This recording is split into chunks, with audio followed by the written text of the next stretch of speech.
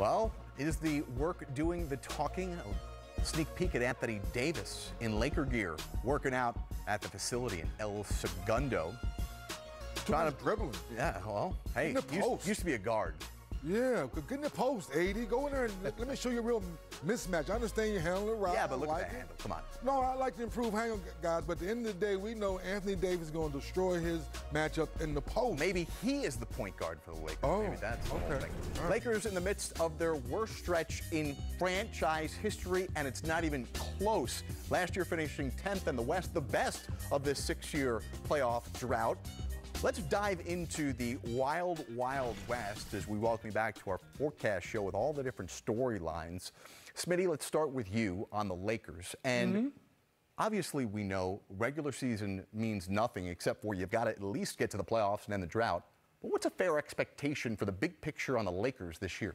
Well, I think for sure they need home court advantage in the Western Conference. I think for them I don't know if they would have the best record in the NBA, in the Western Conference, but I think they will eventually start to get it together. I don't know if they'll have chemistry and all their timing and style of play, who plays position in the first 10, 15 games, but I think around 20 games, 25 mark, you'll start to see the Lakers come on.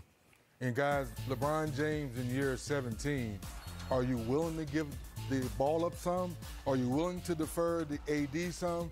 To your point, Smitty, when you talk about style of play, when LeBron goes to the bench, who's running the show now? Kuzma. Is Kuzma going to start? Is Kuzma going to come off the bench? Is that foot going to be 100%, right, when training camp comes around? Those little things for me, guys, concern me because we know LeBron wants to get to the playoffs, but more importantly, get back to the finals. But is it championship or bust for this team? You got LeBron James on your team, on the Los Angeles Lakers, with Anthony Davis. And you talking about fair in L.A. with that history?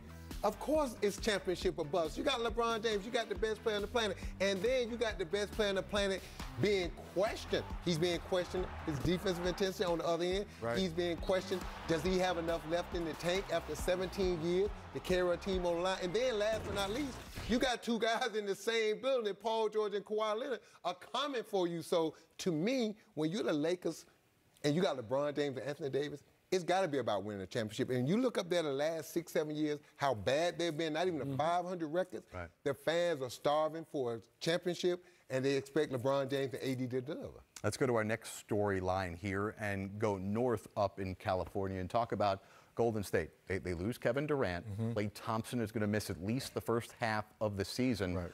Is the Golden Dynasty over, or are we just hitting the pause button, or do they have a chance just like everybody else in the West? We're pressing the pause. We're changing gears a little bit. I'm actually excited. I think Steve Kerr's going to let Spicy Curry go. He might average 40 shots a game. I don't know, guys, because he understands Klay's not there for a while. KD's gone. Hey, D'Angelo Russell, you better listen to me.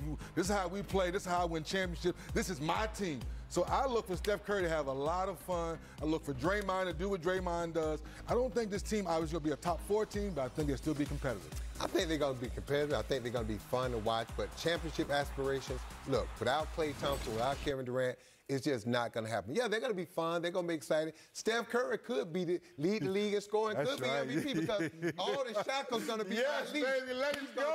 Let him go. But at the end of the day, they don't have enough weapons. You got Steph, you got D'Angelo Russell, and we know as great as Draymond is, he's not a scorer. He's a facilitator, and who he's going to facilitate to. Right. So to me, Steve Kerr got to be careful. Do you wear out Steph Curry? Because he's had some injury problems. Yep. He's been worn down, and that's what teams do. They attack Steph Curry. Do you wear him down early in the season and try to stay afloat until Klay Thompson come back? Or do you just try to keep this team together, build, and get some of those young players better, and get prepared for the future? Smitty, the question as soon as Bob Myers made one of the biggest surprises of this summer by acquiring D'Angelo Russell was, are they going to flip him? Are they going to keep him and try and trade him down the road after December 15th?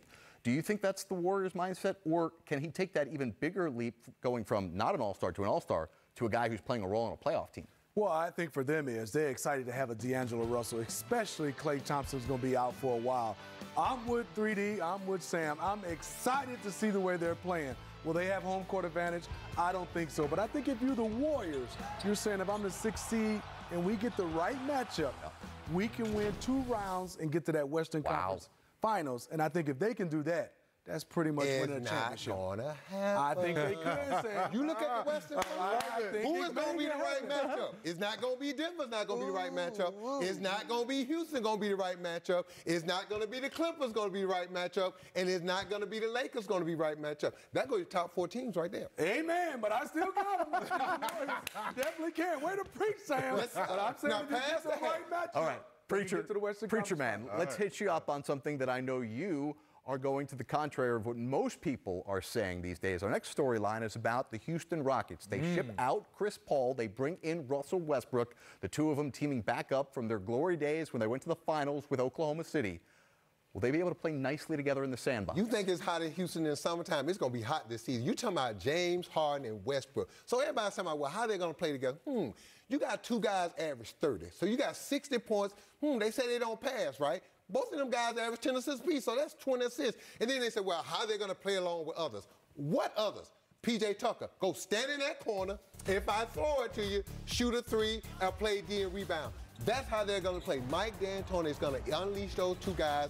They're going to run up and down the court. They're going to score. And this is the thing. Now James Harden has another person. As good as Chris Paul was, he's not Westbrook, because Westbrook is going to keep pushing, keep attacking. And I think the Houston Rockets got a chance to come out the West, because you talk about all the teams and chemistry and everything.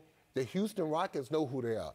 James Harden, Russell Westbrook, and a bunch of roles. But in big moments, who do you trust? We've seen Harden struggle in the playoffs. We've seen Russell Westbrook make questionable, at best, decisions. Time and situation for Westbrook seems to plague him in his career. Well, if you're the coach there, you trust both those guys. We all know it's going to be in their hands. To Sam's point, they're going to win and lose by their system. Whether you agree with Mike D'Antoni's system or not, it's going to be high pick and roll, get downhill, hit to the corners, hit to the lob guy, or maybe hit to the wing guy last. So it's going to come down to those two guys. Whether you trust them or not, it's going to be those two guys making the decisions. And lastly, guys, that this could be one of those years for Russell Westbrook where he could really explode more. And you say, why do you say this? The Houston Rockets, they don't do a lot of practicing throughout the season. When you talk to players that go play the Rockets, it's 20-minute practice, get free throws up. You come in shape, ready to play, because you're going to play 40 minutes a night. So with this backcourt, figuring out how they share, to your question, I think James Harden will have the ball most of the time at the end of the games, and he has had to make good decisions. And think about this, guys. No more we're going to have to hear about Russ got to get this guy involved. Russ got to get this guy. Mike D'Antoni don't want to hear about that. Yep. You two are my studs. Go get it. If you guys can get 70 a night, we'll figure it out, the rest of the guys. And you look at that team, nobody else needs the basketball other than Eric Gordon. He's the only one. Good call. That's right. Good call. Well, let me throw this into the mix here. If at some point, when each team does struggle during the course of the season, we're going to hear about Mike D'Antoni's contract. He's a lame duck coach. They haven't extended him. He's going to be essentially a free agent after this upcoming season. Talked about Frank Vogel being on the hot seat. Yeah. We're going to hear Mike D'Antoni be on the hot seat the moment they struggle. Let's talk about some other Western Conference teams, because we know it's not just, obviously, Golden State, the Lakers, the Clippers, the Rockets. 3D, who else do you have in the West that could make an impact? I'm big on the Denver Nuggets. I love the Joker. Jamal Murray got his contract. I think Michael Malone has done an excellent job changing the narrative within the way those guys play defense. There are 4 overtimes and 4 free throws from beating the Portland Trail Blazers to go to the Western Conference Finals. So I think they learned from that, Smitty and Sam. I think they've kept everyone.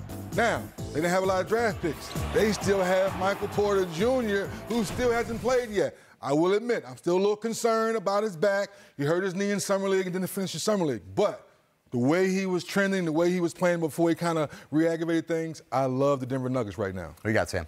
Well, I look at the Utah Jazz, man. When you look at this team and you talk about Donovan Mitchell, now they've added, look at this team now. You added Bogdanovich. You added another 20-point score. And then you got Mike Conley Jr., a scoring point guard. So it's been always to talk about these Utah Jazz. They play great defense with Rudy Gobert. They pass the ball. They do all. They play tough. But the Donovan Mitchell haven't had enough help. We're going to find out this year if Donovan Mitchell is for real or not, because now he has a point guard that can score 20. He has a small forward in Bogdanovich. You got the best defensive center in the league. So you got pieces around you that can score now. And we're going to find out, can Donovan Mitchell drag this team across the finish line and now get the Utah Jazz in that top 4 seeds and make a run for the championship? Smitty, which team have we left out in the West? San Antonio Spurs. We always leave them out. Did you see them play against the Denver Nuggets last year? Yeah. Don't take away their backcourt, but that was the guys that are backcourt that comes off the bench who started and really pushed the Denver Nuggets. And now they should be healthy, especially with one of the best perimeter defenders in the league in DeJounte Murray. Lonnie Walker. On our forecast storyline programs, how about this rookie class? How much of an impact will Zion make? We'll talk about it when we come back.